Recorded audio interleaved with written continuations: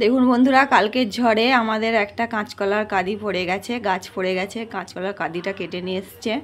কালকে প্রচুরই জল হয়েছে, আমাদের এখানে জল জমে গেছে, এত জল হয়েছে, আর ঝড়ও হয়েছে প্রচুর, তাতেই গাছটা পড়ে গেছিলো। তো কাঁদিটা কেটে নি, ভালোই নরম আছে এগুলো। হ্যাঁ,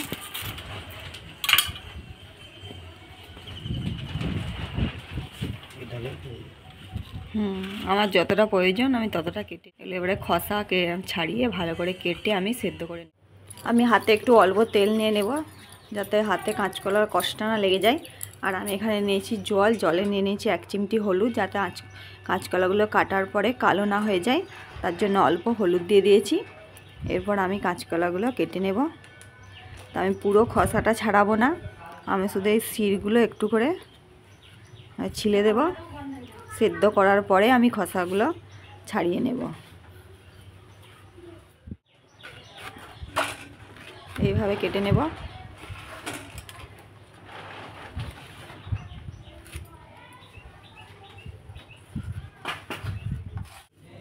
কাঁচকলাগুলো আমি কেটে নিয়েছি, এবারে সেদ্ধ বসিয়ে দেব। আমি প্রেসার কুকারে দিয়ে কাঁচকলাগুলো সেদ্ধ করে নেব। তো আমি যে কাঁচকলা কেটে রেখেছি, কাঁচকলাগুলো এবং কয়েকটা আলু নিয়ে নিয়েছি, এগুলো আমি প্রেসার কুকারে দিয়ে সেদ্ধ করে নেব। আমি দিয়ে দিচ্ছি 1 গ্লাস জল, আরও একটু লাগবে।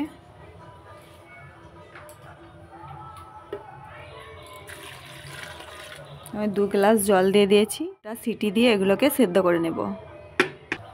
প্রেসার কুকারে আমি কাঁচকলা আর আলুটা সেদ্ধ বসিয়ে দিয়েছি। তো এর মধ্যে আমি একটা ভাজা মশলা তৈরি করে নেব। মশলাটি আমি বানাবো, তার জন্য এখানে নিয়ে নিয়েছি আমি গোলমরিচ, গোটা গোলমরিচ, গোটা শুকনো লঙ্কা, দারচিনি, ছোটো এলাচ, জয়িত্রী, এবং আমি নিয়েছি গোটা জিরে। এগুলো আমি একটু রোস্ট করে গুঁড়ো করে নেব। এগুলোকে আমি রোস্ট করে নেব। প্রথমে আমি এগুলো রোস্ট করব, শেষে আমি জিরেটা দেব। এখন জিরেটা দেব না, জিরেটা অ্যাড করে দিচ্ছি। জিরেটা শেষে অ্যাড করতে হবে, কেননা জিরেটা ভাজতে বেশিক্ষণ সময় লাগে না। দিয়ে আমি জিরেটা দিয়েও একটু হালকা রোস্ট করে নেব, তাহলেই হয়ে যাবে। দেখুন বন্ধুরা, সমস্ত গোটা মশলাগুলো আমি রোস্ট করে নিয়েছি। এবার আমি গ্যাস বন্ধ করে থাকতে থাকতে আমি এগুলোকে গুঁড়ো করে নেব।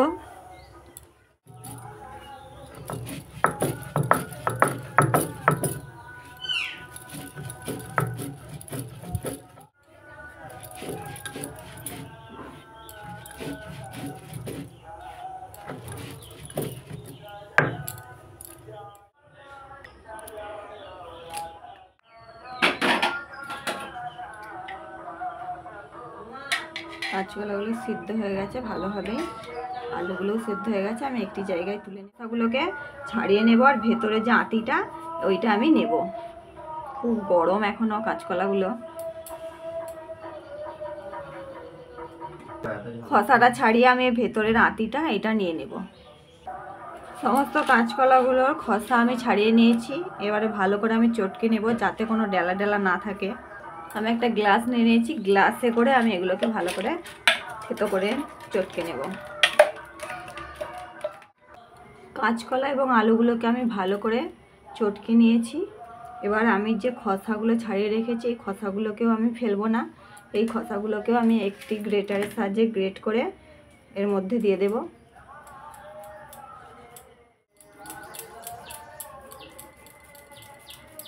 খসাগুলোই আমি ভালো করে গ্রেট করে নিয়েছি। এবারে আমি একে একে মশলাগুলো মিশিয়ে, এরপর আমি অ্যাড করে দেব 2 চামচ পরিমাণে বেসন। 2 চামচ আমি বেসন দিয়ে দিলাম। দিয়ে দেবো আমি 2 চামচ পেঁয়াজ কুচি। 2 চামচ আমি পেঁয়াজ কুচি দিয়ে দিলাম। দিয়ে দিচ্ছি আমি পরিমাণ মতো হলুদের গুঁড়ো। এখানে আমি চা চামচের হাফ চামচের মতো হলুদ গুঁড়ো অ্যাড করছি। দিয়ে দিচ্ছি আমি হাফ চামচ লঙ্কার গুঁড়ো। এবার আমি যে ভাজা মশলাটা বানিয়ে রেখেছি, সেইটার আমি 1 চামচ আমি এখানে অ্যাড করে দিচ্ছি।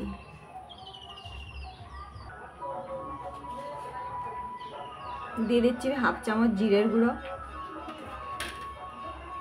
এখানে আমি অ্যাড করে দিচ্ছি একটা শুকনো লঙ্কার কুচি। আমি ঝালটা একটু কমিয়ে দেবো, যেহেতু আমি শুকনো লঙ্কার গুঁড়ো মিশিয়েছিলাম হাফ চামচের মতো, তার জন্য আমি শুকনো লঙ্কা কুচিটা একটু কম ব্যবহার করছি। এখানে আমি নিয়ে নিচ্ছি 4টা রসুনের কোয়া। তো এই রসুনের কোয়াগুলো আমি গ্রেট করে দিয়ে দেবো এর মধ্যে। তো বন্ধুরা, আপনারা চাইলে এটা নিরামিষও করতে পারেন। তো নিরামিষ করলে পেঁয়াজ রসুনটা ব্যবহার করবেন না, বাকি যে যে উপকরণগুলো আমি ব্যবহার করেছি সেইগুলো সমস্ত ব্যবহার করবেন। কাঁচকলা আমাদের শরীরের পক্ষে খুবই উপকারী। কাঁচকলাতে প্রচুর পরিমাণে আয়রন থাকে, তো কাঁচকলা খাওয়া খুবই ভালো। তো বাড়ির বাচ্চারা তো একদমই কাঁচকলা খেতে চায় না, আমার বাবু তো একদম কাঁচকলা খেতে চায় না। তো আমি এইভাবে সমস্ত উপকরণ দিয়ে আমি ভেজে দিই কোপ্তা করে। তো ভাজাটা খেতে পছন্দ করে, তো এটা ভেজেও শুধু খাওয়া যায়। সমস্ত উপকরণগুলোকে ভালো করে মিশিয়ে নেব। আমি হাত দিয়েই এটা ভালো করে মিশিয়ে নেব।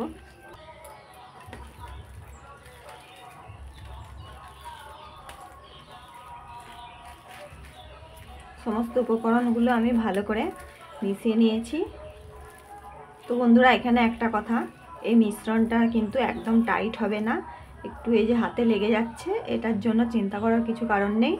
তো আমি ভালো করে হাতটা পরিষ্কার করে ধুয়ে নিয়ে হাতে অল্প তেল মাখিয়ে নেব, দিয়ে আমি এগুলো থেকে কোপ্তার আকারে গড়ে নেব। তো দেখবেন ভালোভাবেই গড়া হয়ে যাবে। বন্ধুরা, আমি নুন দিতে ভুলে গিয়েছিলাম, তো নুনটা দিয়ে আমি আবারও ভালো করে মিশিয়ে নিচ্ছি। আমি ভালো করে হাত ধুয়ে নিয়ে হাতে ভালো করে তেল ব্রাশ করে নিয়েছি। এরপর আমি এই মিশ্রণটা নেব ছোট ছোট আকারের। এটা কেননা ভাজলে ফুলে আরও বড় হয়ে যাবে।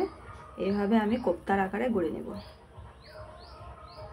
একটু চ্যাপটা চ্যাপটা করে আমি গড়ে নেব, যাতে ভালো করে ভেতর পর্যন্ত ভাজা হয়।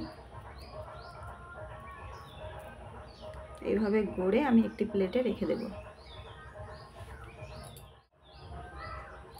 বাকিগুলো গড়ে নেব।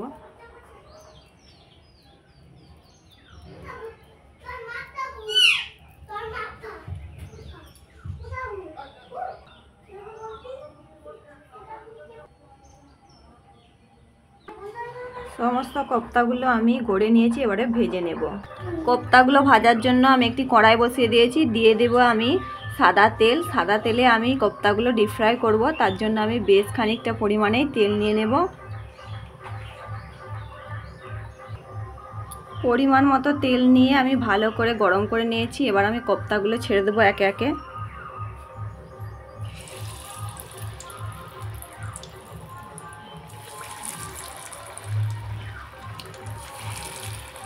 ভালো করে আমি তেলে ডিপ ফ্রাই করে নেব কোপ্তাগুলো।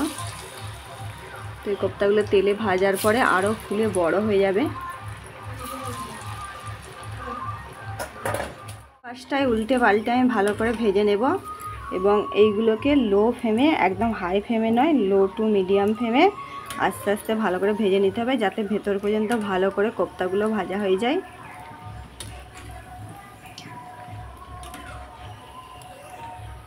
কোপ্তাগুলো আমার ভাজা হয়ে গেছে। ছান্তার সাহায্যে আমি তেলটা ছেঁকে তুলে নেব। আমি একটি প্লেটে রেখে দেবো তুলে কোপ্তাগুলো।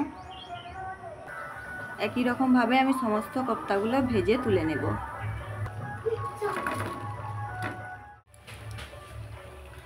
সমস্ত কোপ্তাগুলো আমার ভাজা হয়ে গেছে। তো বন্ধুরা, কত সুন্দর ফুলেছে কোপ্তাগুলো, আর কত সুন্দর ভাজা হয়েছে আপনারা দেখতেই পাচ্ছেন।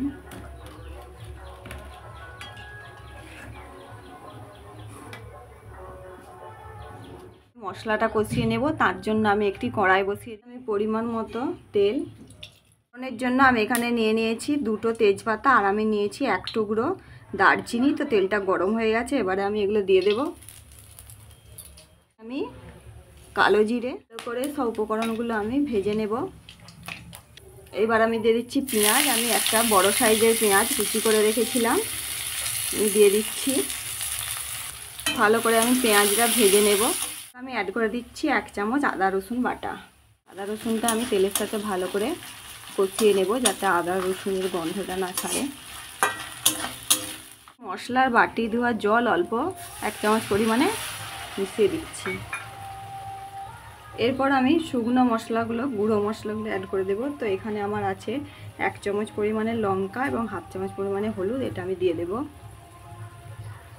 ভালো করে মশলাটা আমি কষিয়ে নেব। দিয়ে দিচ্ছি আমি হাফ চামচ পরিমাণে বিট নুন, আমি হাফ চামচ পরিমাণে কাশ্মীরি লঙ্কার গুঁড়ো, এটাও আমি ভালো করে মশলার সাথে কষিয়ে নেব। আমি 1 চামচ জিরের গুঁড়ো, যে স্পেশাল মশলাটা আমি বানিয়ে রেখেছিলাম সেটা 1 চামচ অ্যাড করে দিচ্ছি।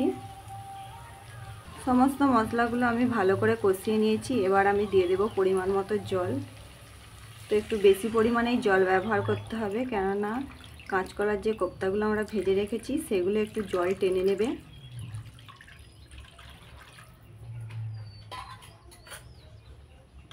তার জন্য জলটা একটু পরিমাণে বেশি ব্যবহার করতে হবে। তো জলটা একটু ভালো করে আমি ফুটিয়ে নেব, তারপর আমি যে কোপ্তাগুলো ভেজে রেখেছি সেইগুলো দিয়ে দেব। দেখুন বন্ধুরা, ঝোলটা একদম টকবগিয়ে ফুটে গেছে। এর মধ্যে আমি এবারে যে কোপ্তাগুলো ভেজে রেখেছি, এই কাঁচকলার কোপ্তাগুলো আমি অ্যাড করে দিচ্ছি। ঝোলের মধ্যে কোপ্তাগুলো দিয়ে আমি 5 মিনিট ভালো করে আবারও ফুটিয়ে নেব।